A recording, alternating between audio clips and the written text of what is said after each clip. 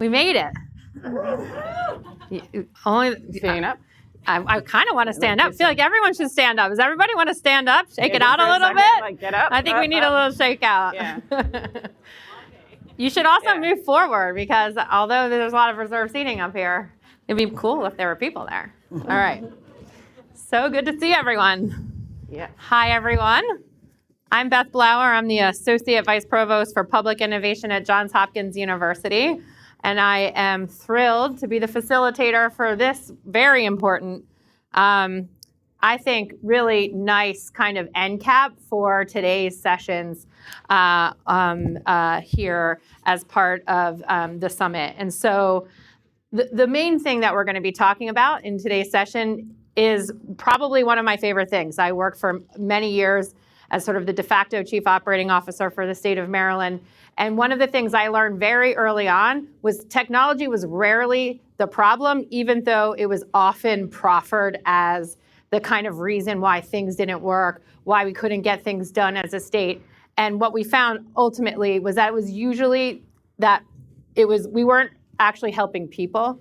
And so we were replacing the desire and need for technology with investing in the people of the public sector, investing in the skills of the public sector, and investing in actually understanding fundamentally what our problems were and the challenges that we are trying to solve. And so today we're going to have a conversation about, yes, AI, but kind of what are these habits and what are the considerations that are much more human-centered that we need to be thinking about as we think about kind of the future of the field and the work that we're going to do. And I am so thrilled to be joined with this very esteemed panel. So we're going to start with a quick round of, I'm just going to do a quick overview, and then we're going to hear from all of our panelists. So Celina, Bottino, an expert on human rights and technology, is connected with the Harvard Berkman Klein Center. Renée Cummings, a data scientist, a criminologist. We learned that 3 out of 4 of us, and I won't tell you who, all started our jobs in the field of public safety or criminology. So I think that that's something interesting to think about as we go through our contributions. And then Bianca Wylie is co-founder and partner of the Digital Public and leading advocate for technology governance. And Renée is also an AI ethicist, the first data activist in residence at the University of Virginia School of Data Science. So we're, like I said, very well equipped to have quite a conversation. I'm so glad to be doing this. But I want to start out with what we consider to be the fundamentals. So one of the things that I think we've all heard all day today is that if you don't have a good, strong foundational data practice, you're going to have a propagation problem where you're going to be carrying forward legacies of bias. You're going to be carrying forward bad practices that the public sector is very good at propagating. And so, Renée, I want to start by asking you a little bit about kind of what you think the fundamentals really are and how we can start thinking about building some of these habits in our sort of institutional approaches. So thank you so very much for that question. Let me say it's an absolute honor to be with you. I always say there is no AI without data. Data is the lifeblood of artificial intelligence. Data is what powers AI. When we think about data, we've got to always think about the provenance. We've got to think about the ontology. We've got to think about the genealogy of those data sets. From collection to disposal, we have seen challenges with our data sets. If we are thinking about data, we've also got to think about the history of data. And that's the challenge that we're seeing with AI. When we think about bias, when we think about discrimination, when we think about questions around equity, when we think about questions around justice, we are going back to those historic data sets. And those historic data sets are what present the extraordinary challenge that we're seeing in AI, because many of our data sets carry with them a memory. And oftentimes it's a scary memory, it's a sad memory, it's a painful memory, it's a traumatic memory. So a lot of my work looks at data trauma. And data trauma is something we are hearing more and more about. Before, we heard about trauma related to violence, trauma related to stress and anxiety and depression, and of course, post-traumatic stress disorder. But now, because of data, because of algorithms, because of AI, because of generative AI, we are hearing about this trauma related to the experience of data. Data making inaccurate decisions, data making biased decisions, criminal justice, education, healthcare, just about every aspect of what we're doing, housing, now impacted by those data sets. So if we are to speak about AI and harnessing the power, the extraordinary power of this technology, then we've got to detect those risks. We've got to mitigate those risks, and we've got to find ways in which we can really course correct the direction. And if we've got to do that, then we've got to go back to our data. Yeah, this sort of ancestral trauma of everything that we've done as a government really manifests itself in a data practice in some way. And so how do we right-size that? I would love to bring in the other panelists to talk a little bit about those foundational practices. Well, so thank you also for having me. And in addition of being affiliated with the Berkman Klein Center, I also run a research institute in Brazil, based in Rio, which is the ITS, Institute of Technology and Society. And I think this is mostly a U.S., I think, centered like audience and people. So I think it's nice to have more like perspectives. And when I hear about all these issues, I say, well, I think we're way behind. And we have, in additional to these issues, we have also fundamental issues to be looked upon as access to data and infrastructure. So we don't have, maybe that's a good problem, because then we can try and make it everything, try to get it right since the beginning, since we, Brazil still, for example, have not, the data is, we have poor quality data. Like most of the data is not yet in a digital format, is not yet machine readable, so it's not yet workable and to be used by all these AI applications and to be fruitful in all the possible interaction that you can have. So one thing is actually how we can foster like cooperation between global North and South countries, and especially on this cleaning data aspects, what has been learned and how can we start to try it right since the beginning. And from what we've seen, and like I was talking about early on, like the Brazilian judiciary has been like in the public sector, one of the forefront of being using AI applications. And they published this resolution saying that any AI solution has to be there has to be diverse members in the group that will be developing and designing and thinking about, and they specifically put which kind of diversities that should be included. So these different small issues that are starting to be to appear, but yes, I think we have to think how we can bridge this immense gap that we still have, and having these conversations can be, I think, very helpful. Yeah, so we're acknowledging the data and what it's bringing to the table. We're skilling the right people to do the work. So Bianca, talk to me a little bit about your feelings around the foundational elements of this. Okay, and I just want to thank the organizers so much. I'm from Toronto, and in Canada, we're working on an AI law right now. And it is like spinning in abstractions. And so to see this topic talked about in an urban context has been very good, like really, truly good. So thank you. And I've got, 23 pages of notes here. So to complicate a little bit of this question, I think Ruha Benjamin talks about the datafication of injustice. And so I think one of the questions I ask myself often is are we really missing data right now in the bulk of the problems that we're facing in the world? And I would argue in a lot of cases we're not, and we're creating more complexity, and we're scaffolding some policy problems into further and further sort of far away from the truth of what we know. And I think with technology, there's an ahistoricism that is persistent. There's always ooh, what's the new set of problems? But it's yeah, but we've got existential crises that we've been dealing with for a very long time now, embedded in things like capitalism. So I guess to offer back in terms of data, but also let's go back to a couple of things, how data relates to artificial intelligence. We have a lot of patterns. This data is patterning, and it's taking up patterns and putting them forward. I would argue in this moment, we actually need more anti-patterns than we need repetition of what we've done to get us here right now. So I think it's good we're talking about the quality of data, but I also think we have to go a level up and ask about efficiency as well. Efficiency is something that we've been, pretty persistent about in the state and in governments for quite a while. But I'll just close by offering a book Janice Gross-Stein wrote in 1999 called The Cult of Efficiency. And I think it's a good question to ask ourselves, to me, efficiency is not a culture.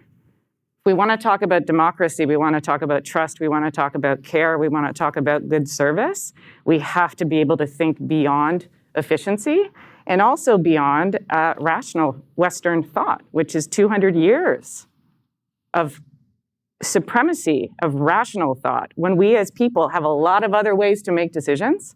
And I think we need to think about bringing them in so we have some pluralism in how we're addressing everything, including our technology. So when you say the data piece, these are the things that start to unfurl in my head. Okay.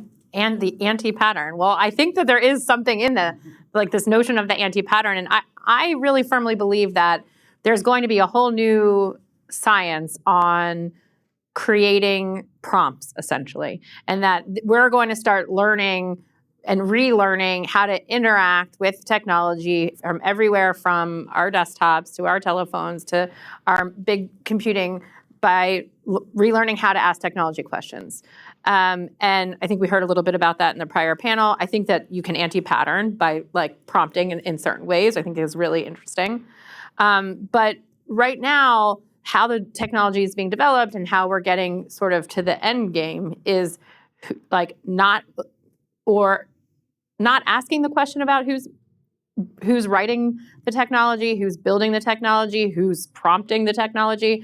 And so I really, Celina, I wanted to talk to you a little bit about, do we have the right people? And you touched on this in your sort of response to the first question, but do we have the right people building the systems, and who are they serving? Who are these systems serving? Who are we designing for? And do we need to start thinking about design for the public sector specifically? Yeah, so I think that's a super interesting point in which we see this huge divide in which global north and global south countries are very the gap is kind of getting bigger and larger and larger.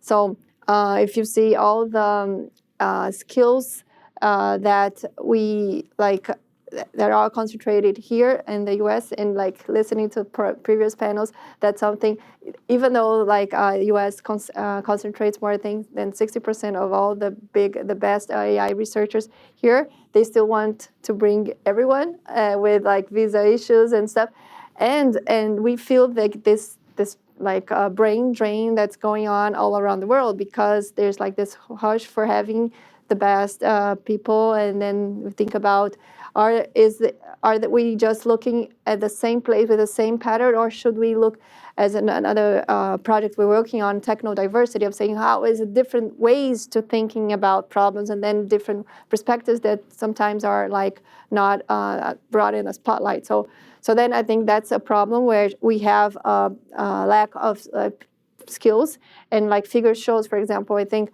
there's per year more than 30,000 computer engineers in the U.S. being formed, and Brazil, which is a very big country, there's around 300. So, and then and even these that are very skillful, they are just taken away because of better opportunities, better research opportunities. So we still have a lot of work and things to think about, and strategically how we want to position ourselves. So countries are publishing all these AI strategic plans, and we've been a bit critical about the Brazil one, because it's really falls short about being a plan, saying a kind of intentions and principles, but how can we be different in this conversation? What we have then other countries don't, for example. So then we have many data sets regarding biodiversity, regarding energy. So how can we have our own DNA in this conversation? And then you cannot, and the first point I think is on the focusing on education and skills and listening how like the U.S. public system is trying to push for tech education from K-12, and we still don't have like connectivities in school. So like I really fear that this inequality gap can be, if it's not taken care and if it's not looked upon, especially by people, by countries in the global north, will just be more acute and more difficult than to leap. And actually in this we have a situation in which technology can try and leapfrog some of these gaps. But we have to look into it and have all of these people and countries be on the table of discussion. So now, let's see, next year Brazil will be hosting the G20 and trying to push forward some of these like agendas and stuff. But yeah, so I think just to wrap up, education is a huge issue, and like we can try and think about how to cooperate instead of trying to just get everyone out and attract to one place. So, and like to co-design things, like to put in the table, and then we have more diversity of thoughts and thinking and of solutions. So Renee, I mean, I would love to learn more about what's happening at UVA, because I think the point is exactly right. We're not pumping out enough talent, but we're certainly not pumping out enough talent that's interested in this intersection of data science, machine learning, AI, and policy, public policy. I think it's even more niche. So I would love to like think about kind of what you're thinking about in terms of the skills, and also just your reflections on this question of the who. Sure, fantastic. Well, at UVA, I'm also the co-director of the Public Interest Technology Network. So that's definitely the intersection of technology and the public sector, and ways in which we can really enhance that work and bring a social justice perspective to the way the work is being done. When we think about that question of diversity, equity, and inclusion, we've always got to include justice in there, because much of what we're seeing with AI is, yes, it's an absolutely amazing technology that has the ability to do fantastic things. And when you think of healthcare and you think of that kind of work that could be done in AI, we're blown away. But there are some things that we've got to think about. We've got to think about the question of power. We've got to think about the question of the weaponization of this technology. This is my second time in Chicago in the last 7 days. I was here last week for the Obama Foundation's Democracy Forum, and I was also here to do a training session with the Girls Opportunity Alliance, which is attached to the Obama Foundation, and we had women leaders of all the girl-serving organizations in Chicago, and really bringing this concept of data and justice and technology and understanding how we can upskill communities, impacted communities, high needs communities in real time. Very, very important. And bringing this concept as well of public interest technology and the ways in which we can design technology in the interest of the public. Also ways in which we can engage communities in a more real way, in a more diverse way, and in more real time. When it comes to UVA, of course, I teach big data ethics and data science from that values perspective. And one of the things that I do in the classroom is always bring the real world in the classroom. Data ethics, AI ethics is something that is still evolving. We know the president signed the executive order a few days ago, and the world is really thinking and rethinking, of course, the EU AI Act, what's happening in Canada, what's happening all over the world. There's just been a redefinition of AI. There's just so much talk about it. But I think we've got to also think about how do we harness the power of this technology? How do we use this technology in the public environment? How do we use this technology to build urban intelligence? And something that I do a lot of work in is cognitive cities. How do we really try to make our cities smarter? So I think when we are trying to bring this approach to the ways in which we are doing AI and doing technology, for me, as a criminologist coming from a criminal justice background, it's always about due process, because one of the things that we've got to think about with AI in particular is that this brilliant technology built on an algorithm has the ability in real time to undermine questions of agency, questions of autonomy, questions of identity, questions of self-determination. These are critical questions about what it means to be an individual. These are critical questions about citizenship and democracy. Anything that has the ability to take decision-making power away from the individual is something that we've got to think about. So we have got to bring an approach that speaks to a requisite level of due diligence and really a heightened level of ethical vigilance. So if we are to bring all of those into the mix, then we could really harness the power of AI in an urban environment, but understand as well there are questions around oppression, monetization, weaponization, and these are also critical questions as we try to really exploit the technology to do all these amazing things that we know it can do. Could not agree more. Bianca, weigh in here. Okay, so I'm going to do a 1-2 here. One of them, one point is the legislative situation we're in right now, regulatory, global. Just to do another history piece, in Canada, 1999-2000, we came up with our private sector data law. In Canada, which is special for a lot of reasons, and I want to protect this, we have different laws for privacy for the private sector than for the public sector. We acknowledge in our laws that those contexts are absolutely not the same thing, and I personally do not like data protection as a construct because it erases a significant amount of context right away, just in the packaging.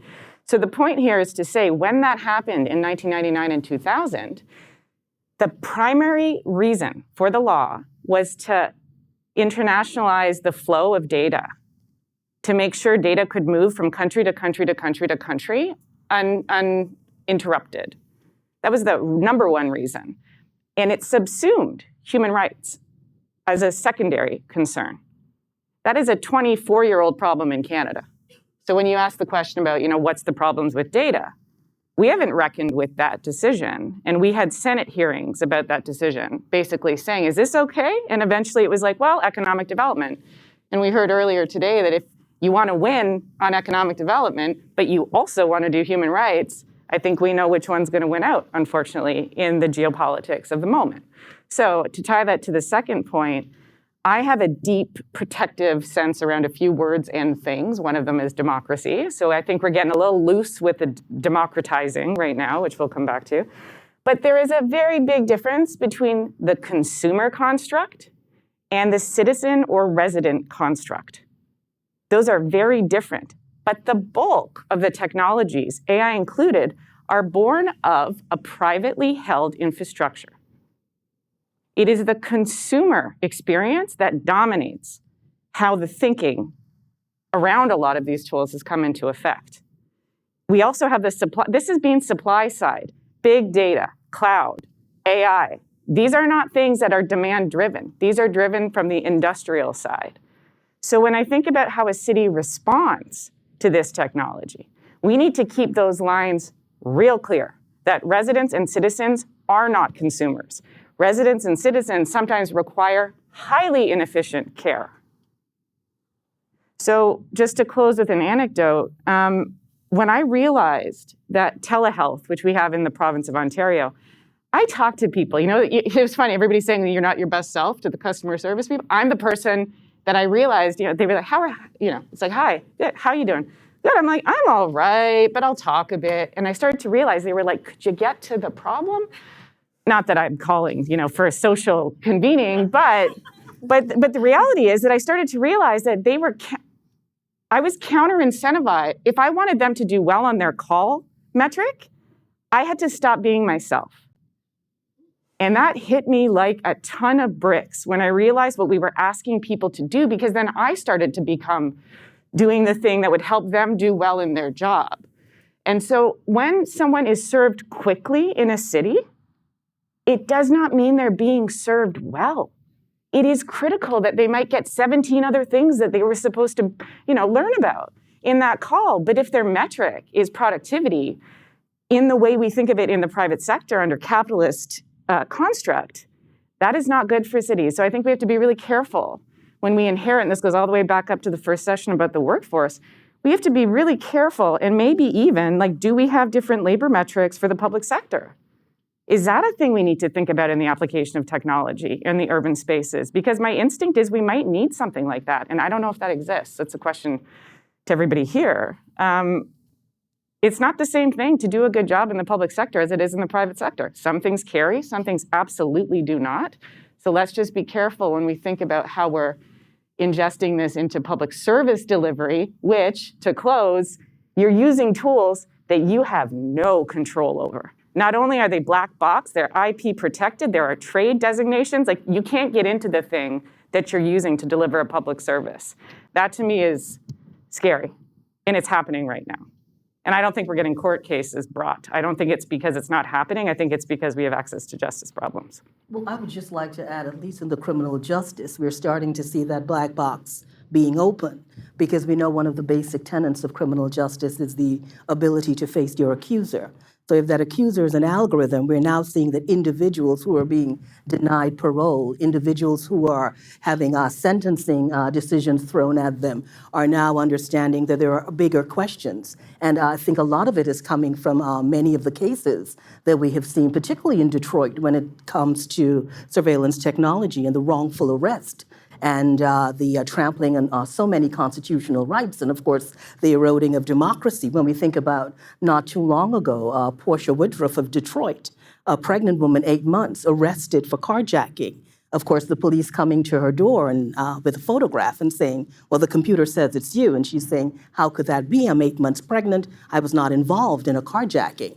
Of course, she's arrested. She's kept in custody. She experiences an extraordinary amount of trauma because she was diagnosed with gestational diabetes during pregnancy. And of course, she started to have these extreme palpitations. Now she's speaking about the post-traumatic stress attached to that experience. So when we come back to the data, when we come back to that understanding of trauma, but what we're seeing is that the questions of proprietary rights and trade secrets, of course, critical questions, IP questions, very, very critical, but more and more people are understanding that they have data rights. They're understanding questions around algorithmic justice and algorithmic injustice, and they're understanding that data activism is a frontier where you can now really challenge the way your data is being used. And you spoke about that question about datafication and, of course, data and consumers and communities and, of course, customers and consumers. And I think one of the things that we've got to encourage particularly is the understanding that we're not just consumers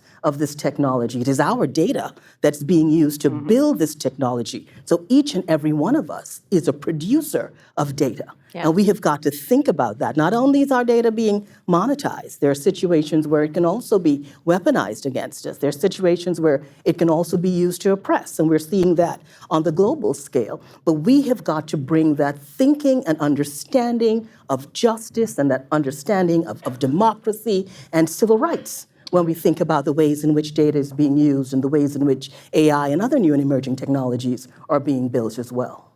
Yep. All right. Are there questions? Because I have an additional set of questions, but I also am running out of time. So if you've got questions, if there's any questions, be happy to have the panel field those questions. If not, I will keep on going. And so I'm going to keep on going as we continue to. Sorry, did you have a question? Okay. All right. Great. Yeah. Nice. Hey, folks. Leha again. Thank you all so much. You've helped me to articulate a question that I couldn't quite frame the right way. Last night, one of the opening speeches talked about how transformative the combustion engine was for cities. And I was not sure if it was a joke or not, because cars have arguably one of the worst things to happen to urban spaces for the past 100 years. Lots of context there historically around federal policy, around funding for it, but there was also sort of a relatively small group of folks who stood to profit immensely from linking the consumption of public space by cars to individual concepts of freedom. So I think that part of the solution beyond tech here is encouraging more diverse visions of where AI fits into the public spaces we call cities. And, some more themes emerging recently around a small group of folks that want to insert AI as a foundational part of cities and how we experience public space as well. So I'd love to hear any ideas, organizations, or frameworks that you've come to around developing more plural visions for what cities are and where technology fits into sort of that idea. So I'm glad we all helped you bring that forward. This is great. It feels like work is done we here. did a thing. Yeah. I love the car thing because I have been struggling a lot with the idea that people think AI is an object, like here's an AI, and we'll regulate it. When to me, it's contextual. And cars are such a good example. Highly regulated, killing people every day all over the world. It's the use of the automobile and the design that is lacking context for just how crumply we are, just how fast we die when we're hit by a car going any certain speed. And so I think it's a really good suggestion to always think contextually about anything you're doing with AI. Your number one question is what is it we're talking about in specific, like who, what, where, at what point in time, and to know that you're never going to get handed a safe or ethical or responsible object because those are human factors. So I find a lot of the regulatory conversations difficult because they're diminishing just how much we have to keep the complexity there, and I think we do that through people. So that to me is not the regulatory approach I see the world taking, which is why it makes me uncomfortable because it's performative to make people think you can make a safe AI, in my mind. It's as people do that. I will just add to that. I think historically, much of what we have learned about cities, and particularly from the context of criminal justice, has actually come out of Chicago, the Chicago School of Thought, right? When we think about how cities are imagined. I think what AI is forcing us to do at this moment is really to reimagine cities. So when we're talking about smart cities and we're talking about cognitive cities, we've got to ask ourselves, what is really the cognitive landscape of a city? And definitely it calls for more diversity. Definitely it calls for more inclusive perspective. And of course, we have always got to think within the context of due process, many of the things that we are introducing into our cities. Our cities are also home to most of our high needs communities. Most of our impacted communities are in cities. So as we think of deploying more and more technology, we have also got to think about re-traumatizing and really re-victimizing many of the individuals in those cities as well. So I think if it's one thing that we can do is we can definitely reimagine cities. And we've also got to think about this concept called urban intelligence. And what does that really mean? From a criminology and a law enforcement perspective, there's one idea of what urban intelligence is supposed to be. And when we're thinking about it from a technology and a business perspective, there's a whole other concept. So it's really a reimagining of much of what we have hold to be true. And if anything data allows us to do is to really rethink, reimagine, and reposition. Because if you're truly using that data, and if you're truly looking at the genealogy, the ontology, the provenance of that data, and understanding with it that data has a memory. And data carries with it a memory of all the good decisions and a memory of every bad decision that has been made as well. So if you think within the context of data, understanding the importance of justice, understanding questions around data rights as civil rights, and you start to reimagine the city scope, the questions around what a cognitive landscape really looks like in the city, I think we can bring more of that diversity that you were hoping to see that really isn't there. And just if I may add a final reference, as I mentioned quickly, we are working at ITS in this project on techno-diversity, very much based on the work of professors UQ from Chinese professor on this topic, which provides a new look into the way Western view of technology. So I think that's also another reference that could be useful. So we have run out of time for the panel. Okay, one more question. All right, I'm getting it's okay to do one more question. Okay. Thanks. Hi, my name is Christine. I really appreciate this conversation. Bianca, especially your comment about efficiency. It's really, as someone who actually really enjoys efficiency and thinks about service delivery in terms of performance. It's a safe space. Yeah, well, no, it's great for, I mean, I'm so fortunate to have an opportunity to reflect on those values. But that is what my question is about. So someone said something recently to me about how systems aren't broken. They're designed to, they produce what they're designed to do, right? And so when you're thinking about performance, I think in a data science context, you're typically creating a baseline, right? And you're measuring against that.